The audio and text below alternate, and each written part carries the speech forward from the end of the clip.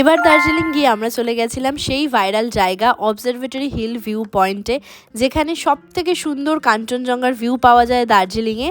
তোমরা যদি না জেনে থাকো সেই জায়গাটা অ্যাকচুয়ালি কোথায়, তো চলো আজকে তোমাদেরকে দেখিয়ে দিই। একদম দার্জিলিং ম্যালের ওপর যেটা চৌরাস্তা, দেখো ওই সাইডে রয়েছে ফাউন্টেন, তার ঠিক অপোজিটে রয়েছে স্টেজের পাশ দিয়ে যেই ডান সাইড দিয়ে রাস্তাটা গেছে নিউ মহাকাল মার্কেটের রাস্তা, আর ওখানেই রয়েছে মহাকাল মন্দির। সেখান থেকে কিন্তু 7 থেকে 8 মিনিট হাঁটতে হবে। হাঁটার পরেই কিন্তু সেই জায়গাটা তোমরা পেয়ে যাবে অবজারভেটরি হিল ভিউ পয়েন্ট। যদি ওয়েদার ভালো থাকে খুব সুন্দর তোমরা কাঞ্চনজঙ্ঘার ভিউ পেতে পারো।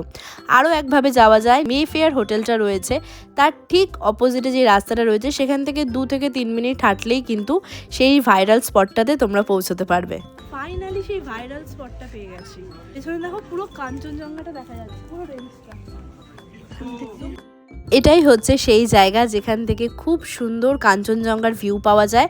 যদিও ওয়েদার তো ঠিকই ছিল, বাট তাও আমরা পুরো কাঞ্চনজঙ্ঘার রেঞ্জটা দেখতে পাইনি, বাট যেটুখানি দেখেছি সেটা বেশ ভালোভাবেই দেখেছি।